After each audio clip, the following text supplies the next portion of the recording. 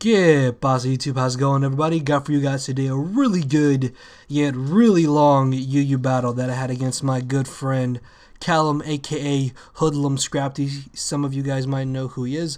I'll make sure to leave his channel link down in the description, so you guys should definitely go check him out. And before I continue, I just want to go ahead and say thank you to everybody who commented on my upload yesterday. I read every single one of those comments. This is the honest truth. If you count up the amount of time that I spent reading every comment, I spent about an hour and a half reading every single one of your guys' comments. Obviously I didn't do them all at once. I did it in maybe 10-15 minute intervals when I had free time, but just you guys are truly awesome, and I don't know how else to thank you guys. I truly am blessed to have you guys showing me support, and I want to put out videos for you guys to entertain. I'm not quitting anytime soon, so don't worry. Thank you, everybody. I don't want to get too emotional. Man, I have a really cheesy smile on my face right now. But yeah, just thank you, everybody. Y'all are honestly the best that anybody could ask for.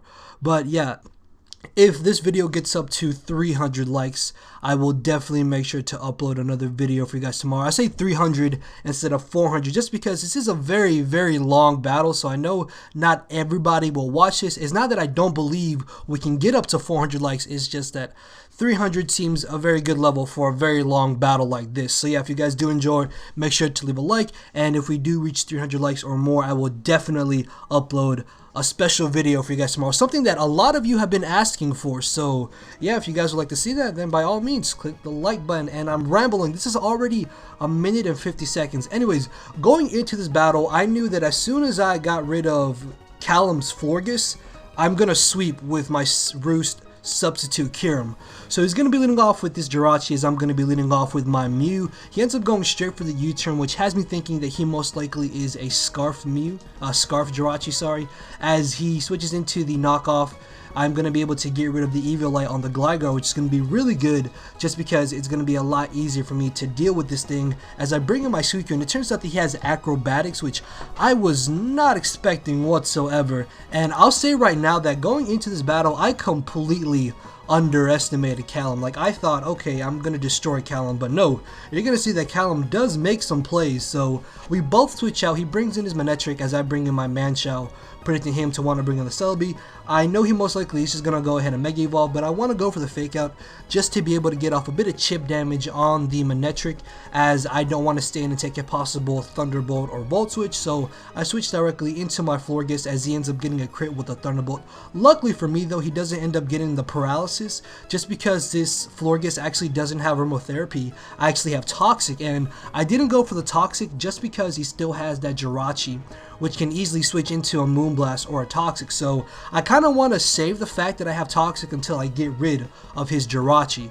So I switch into my Mega Aggron, expecting him to just want to go for a possible Toxic of his own, but he actually ends up switching directly on now into his own Jirachi, and I know that I can take any move that he wants to go for. I was kind of hoping he wouldn't have the Fire Punch. Luckily for me though, the fact that he went for U-turn tells me that he does not have Fire Punch, and I actually do go for the Iron Head, predicting him to want to switch out as I catch the incoming Celebi. This is actually an Adamant max attack Aggron, and I get off a respectable amount of damage on the Celebi as I make a really dumb play, and I went for Stone Edge because I forgot the Mega Aggron was not part rock. This battle was like at 1 in the morning, so I'm like half asleep and my mind really isn't working.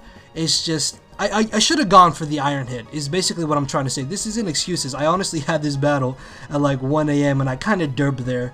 So I bring in my Florges, predicting him to want to go for the Earth Power, but he does make the better play by going for the Recover. And much like before, I don't want to go for the Toxic because he still has this Jirachi. So I go for the Wish, and I know this is going to be my perfect chance to pass off the Wish to my Mega Aggron, because the worst he can do is go for the Iron Head, as he actually ends up going for the U-turn, predicting me to want to bring in my Mega Aggron, as I'm going to be able to be brought back up to almost full HP. Now, after the Wish recovery, I am brought up to full HP, sorry. But anyways, after the Wish recovery, I can actually live a Flamethrower coming from timid Mega Manectric, and I should have stayed in and gone for the Earthquake, but I didn't want to risk him possibly critting me or burning me, because my Mega Aggron is the only thing on my team that I have for his Florges. So I knew switching into my own Florges would have been my better play, but I guess looking back at it, I should have definitely just Earthquake, as I'm able to 2-hit KO this Gligar. The crit did definitely matter, but in the long run of the battle, I don't know how game-changing it honestly was, as he's going to bring in the Jirachi. I'm going to go for the Protect, which honestly, going for the Protect was a really bad play on my part, just because now he can predict me to switch out into either my Suicune or my Mega Aggron and bring in this annoying ass Manectric, which should be dead, because I should have gone for the Earthquake on it earlier in the battle. And I bring in my Suicune instead of bringing in my Mega Aggron, which was another just really bad play on my part, because he could have, as you see here, brought in Mega Manectric, and that was the worst case scenario. There was really no reason for me not to bring in Mega Manectric. I just kind of durbed there again. As I bring in my Florges, he ends up going for the Thunderbolt, and it turns out that Callum actually doesn't carry Volt Switch, and I think he said he forgot that he could learn Volt Switch, and just, I don't know, the fact that he doesn't have it is kind of good, because now I don't have to worry as much about the Manectric, I suppose.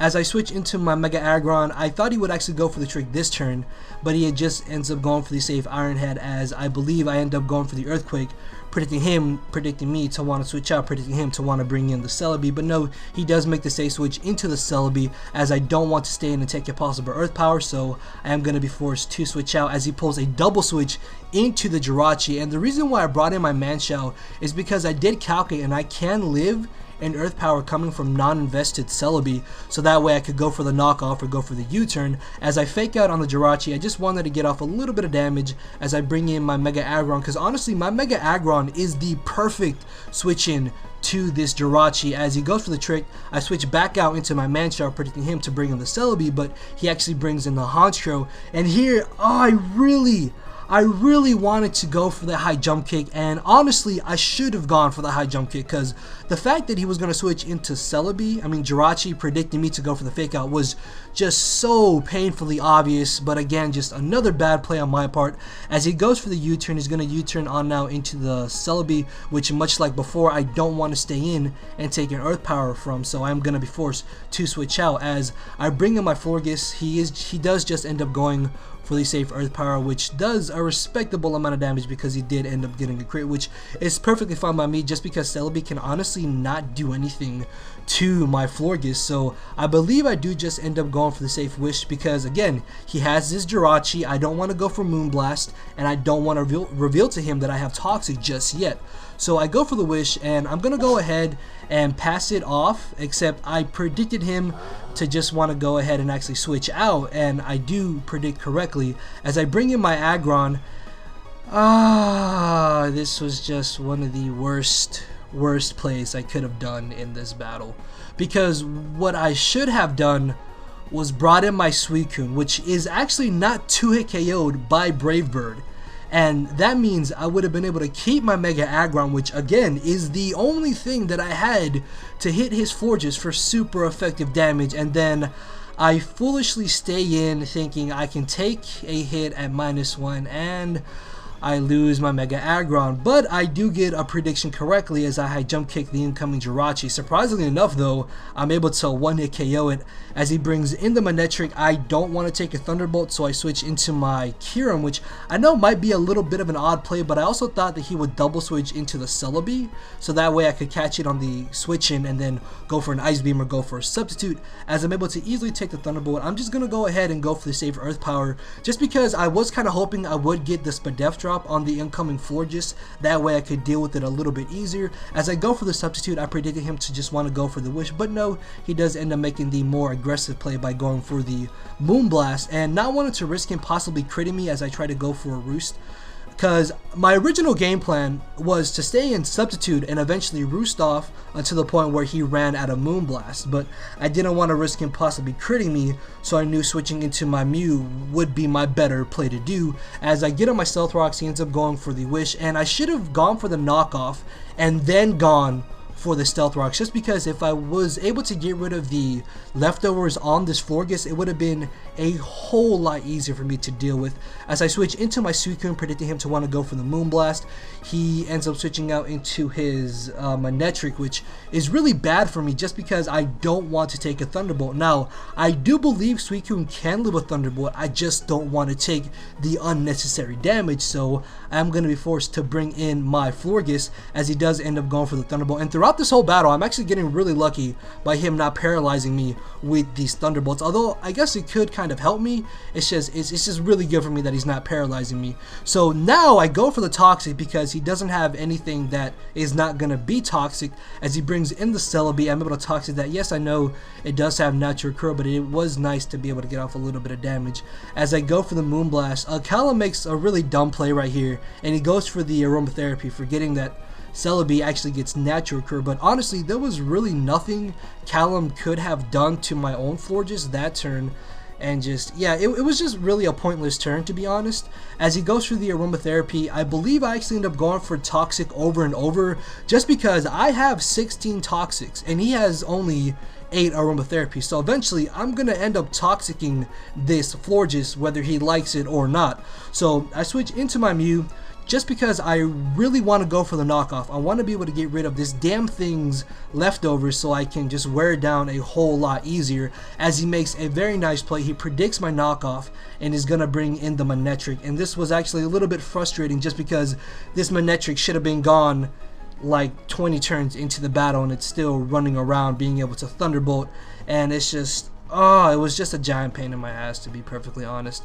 So I stay in and I go for the Roost, just scouting out to see what he wanted to go for. As he went for the Thunderbolt, I am then going to switch into my Kyurem, predicting him to want to go for another Thunderbolt, because at this point his Florges is very, very low on HP, which means if he wants to switch it into an Ice Beam coming from my Kyurem, I will most likely be able to 2-hit KO him. As he reveals to me that he has Signal Beam, I was really happy that he didn't go for it earlier on my Mew, because it would have easily gotten knocked out. And I go for the Ice Beam again, thinking he would want to bring in the Florges, but no, he predicts that, stays in, and gets off a good amount of damage. As this turn I'm going to switch into my own Florges, and as you can see, this battle is filled with a whole lot of switches, and I'm able to take the Flamethrower. As this turn I end up going for the Moonblast. Now I actually get lucky again and I get another crit, and this crit might have actually mattered, but it would have depended on what Callum wanted to go for, whether it was Aromatherapy or the Wish. And I'm going to be able to knock him out with another Moonblast, which is really nice because his last Pokemon at this point, I believe, are Honchkrow, Celebi, and Manectric, which means all I really have to do is get a substitute up with my Kyurem and I'm able to win. So he brings in the Honchkrow. The only thing on my team that wants to take a Brave Bird is my Suicune, and I thought this would honestly be a 2-hit KO, but no, look at that, it's barely a 3-hit KO, and this is what I should have done way earlier in the battle instead of switching into my Aggron like a complete idiot. And just, oh, I'm still upset about that play. As I go for the Scald, I get off a respectable amount of damage on the Honchkrow. Then this turn I'm going to go for another Scald as he actually switches into his Manectric. I'm not too sure what he was predicting there. Maybe he thought I would switch out into like my Kyurem or something along those lines. Either way though, I'm able to get rid of the Manectric. As this turn I believe he actually brings in the Celebi. Yes, he does end up bringing the Celebi. And what I was originally going to do this turn was switch into my Kyurem as Death Fodder and then win with my Manshell, but he actually switches out into his Honchkrow, predicting me to bring in my Florges, and then I'm going to go for the substitute this turn, predicting him to go for the Sucker Punch. And at this point the battle is basically over because he's not going to be able to touch my Kyurem behind a substitute. As I'm able to knock him out with an Ice Beam, I will then also be able to knock out the Celebi with an Ice Beam. And this is what should have happened a whole lot sooner in the battle if I hadn't had stupidly lost my Aggron like I did. But yeah, just holy crap, 14 minutes. Good lord. Hopefully you guys enjoyed this narration. I feel it could have been better, but there was just some points where I kind of forgot what happened because, as I said, this was a fairly old battle. But hopefully you guys did enjoy it, and if you did, make sure to leave a like. As I said, if we can get this up to 300 likes or more, I would definitely upload a special video for you guys tomorrow that I know a lot of you will enjoy. Hopefully you guys did stick around for the whole thing. Also, if you missed my upload that I did yesterday, that should be playing on your screen right now. You guys can go check that out, and my previous Wi-Fi battle should also be playing on your screen right now as well. So yeah guys, enjoy the rest of your night and or day, and I will see you all soon. So later everybody.